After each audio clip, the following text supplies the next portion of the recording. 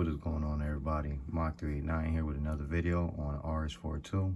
In this video we're going to try and complete the vehicle and get it ready for the engine, but we're going to start with the front knuckles. I had to replace some bearings, and I'm just going to show you how to replace the inner one, and it's pretty easy. So I like to put the outer one in first, that way you can use it as a guide. Put the inner one on your axle and just slide your axle right through and just pull it through. And that's it. Your bearings are in. Good to go. And then also for removal, if you want to take it out, all you have to do is grab something pointy. You could use some tweezers or something. And I like to go on the back side, and you can barely see. I'm not going to be able to get it on camera, I don't think. That shiny lip right there, I'm not going to be able to do it looking through the camera, so if I'm not in a view, I'm sorry for that. You're just going to want to push that out without messing up the plastic, and you want to go all the way around and get it out evenly, because if it starts coming out sideways, it's going to start getting stuck. So you just want to work it all the way out until it starts coming out. And you don't have to worry about damaging the bearing, because the bearing is already shot. So then you remove your bearing, and then the install, like I said, put in the front, grab your axle, grab your new bearing,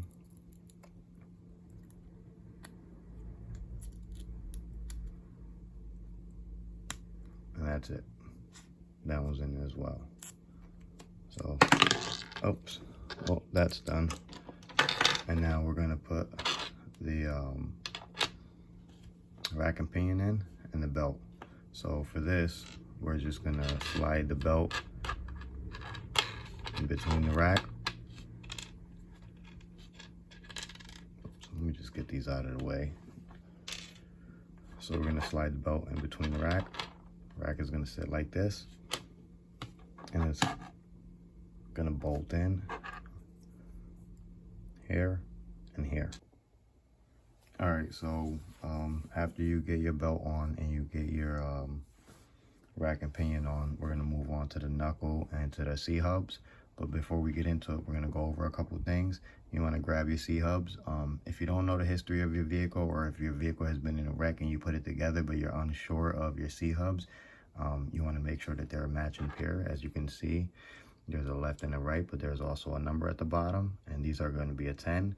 There is also an 8, and if you mismatch them, it is gonna change the geometry of your vehicle, and your vehicle is gonna ride funny, so you wanna make sure you get that together.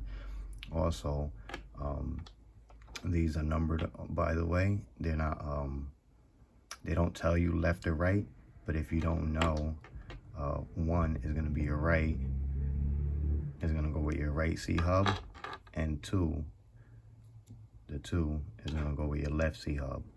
So there's just a couple pointers there. Also, these little collared, what do they call these things? Oh, they're just called collared pipes.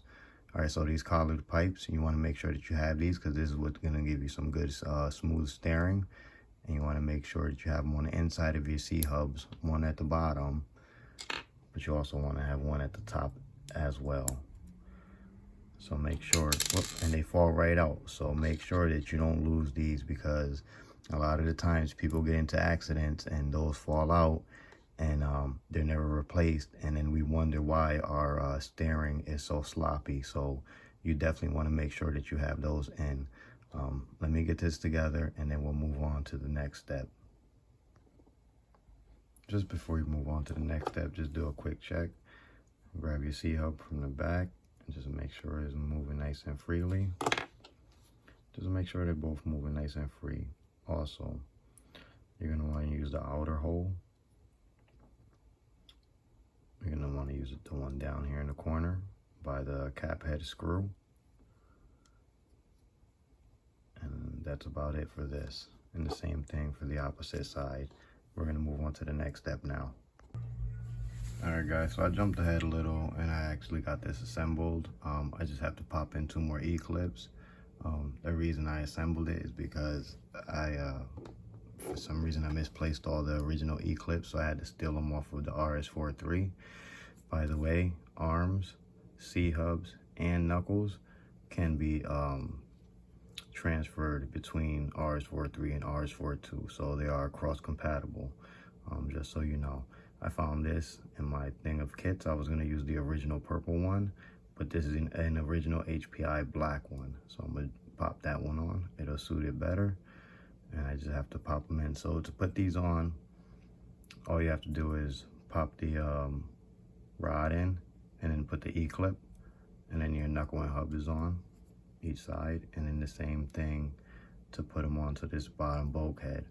By the way, I don't know if someone was rebuilding this car at one point or something, because I was missing bearings and things like that, but the this is supposed to be cut out, and when I take apart my next RS4 II for a deep cleaning, I'm wondering if the factory forgot to cut that out, because in the manual you're supposed to cut that out.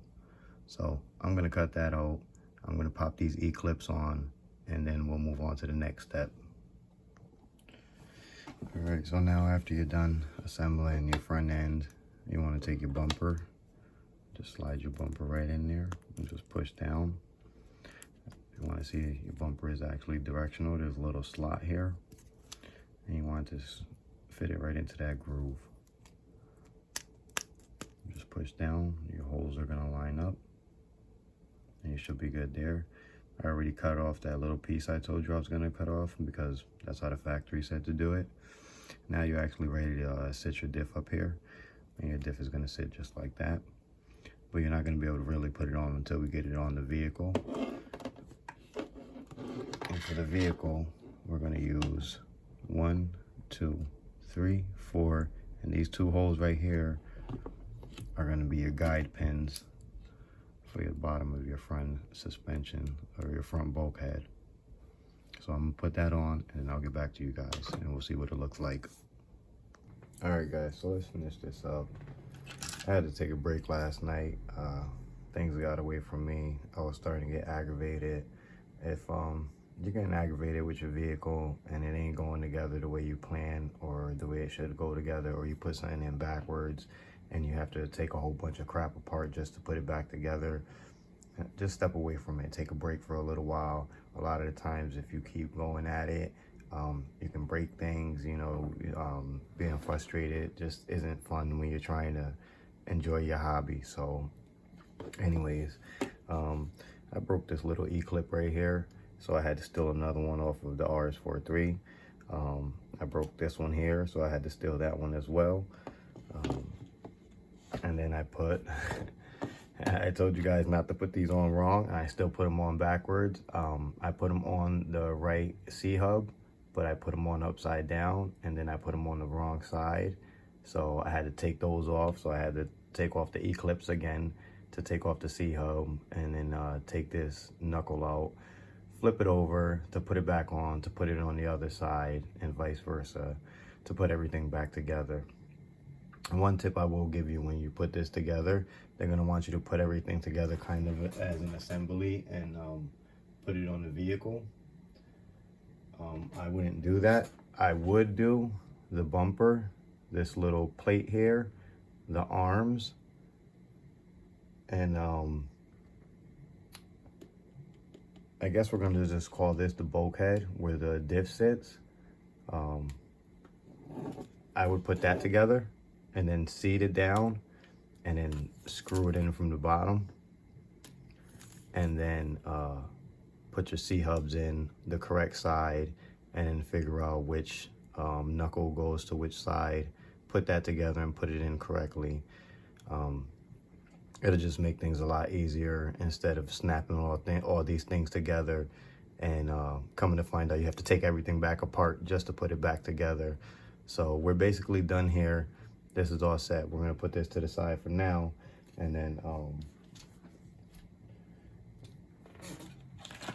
we're going to get started on the center of the chassis, put in our servos, We're not gonna put in the gas tank yet. We're gonna put in our off and on switch. This is probably one of the hardest things on this vehicle, only because the wires are so long.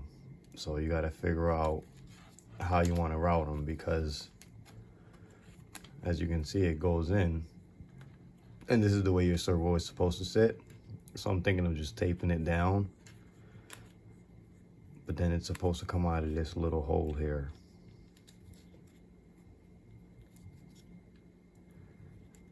And what am I supposed to do with all of that? Now I'm gonna figure something out so that way you guys don't have to, and then I'll get back to you guys. So I'll figure that out for this, the steering servo, and then the power, and then I'll get back to you guys with the ending of the video, and we'll close it out. Here we go. The electronics tray is done, and as you guys know, with me and my fuel line routing, it's the same thing with my electronics and the wire routing. I want to get it as neat as possible. I usually would like a direct route. I don't have the connectors to be able to cut these wires and, you know, put the right connectors on. So we had to make do with what we had, and we are making it as neat as possible. So I'm gonna show you guys exactly what I did. So we're gonna start off on the power side, and they're all the same thing. So I took the cable that goes into the receiver, and I wrapped it around the power box twice, put a little bit of electrical tape. Now when you put electrical tape, it usually doesn't stick, because when you go to peel it off and you get your fingers on it, for some reason that part is the part that always lifts up. So your tip is to lift up, get a little extra, cut that piece off, lay it down, and then, you know, wrap it around. Obviously you want to take your switch off when you do that, and make sure you leave yourself enough slack. This is going to be more than enough slack for my purpose, so that's what I'm going to do. The manual actually wants you to use this hole as your routing hole, so there you go anyways. So the battery one is going to come out the same hole. I didn't wrap it at all. I'm going to leave it as full length so I can plug in the battery right over everything else. And then right here is my steering. It's coming right out of the steering hole, and then my throttle is coming from over here. And as you can see, I wrapped those up too. Wrapped them up twice and put some tape on it. Same thing with the throttle, put a little bit of tape on it. Now this is just an easy, simple fix, just to keep wires. Can't really move one of the power wires because it's going right across, but it's to keep the wires from rubbing on your belt, and just to keep this beltway clear and free. So there you go. That's a little tip for you guys in the way how to make your box a little neater, instead of just bunching everything up right here and using a zip tie and then tying it to the post, or, you know, however people do it.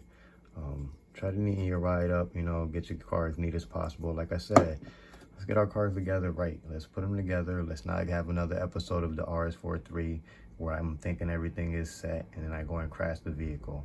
Let's take our time, get the vehicles together, and let's just go out and have fun. Now I'm going to do one more clip. I'm going to put this on the actual chassis itself, and we're going to have one more look at the vehicle, and then I'll let you know exactly what I'm going to do. We're going to have one more video, sadly, but you know, it is what it is. We have to take our time, and we have to do things the right way. If I wasn't documenting this, I probably would have knocked this out in about 2 days. It doesn't take a couple weeks to, you know, put one of these cars together. It's relatively easy, but you know, I took a little longer because I wanted to document it, because I feel like there's no proper documentation out there. Yes, there's a lot of people who give you good information on the vehicle, but no one takes apart the vehicle, go through the manual, show you, you know, how to take things apart, put them together. I'm dragging on now, so let me cut this off and get the car going. All right, so to bolt the tray down, you're basically gonna have 1, 2, 3, 4. Have those screws there. Back here, you're gonna have 5 and 6. And in the bottom, you're gonna have 7 and 8. And that is it to hold the tray in. Your tray is gonna sandwich in the diff cage, the diff cover. The tensioner is gonna go here if you have one. And that's about it. And that's about it. She's all done. Unfortunately, we're gonna have to do one more video. We gotta throw on the servo horns for the steering and for the throttle. I got the wheels, I just haven't put them on because I don't have the shocks on yet. I'm doing something a little special for the shocks, so that's gonna take me a little time to do. And then I'm dropping in the engine soon as well. And then we'll be all set and buttoned up for this vehicle. So I'm gonna need you guys to go out, burn a little bit more nitro for me, burn as much as you can, have fun, check your gear before you go out, make sure you button your vehicle up. We don't want any accidents. Go out there and have fun, guys.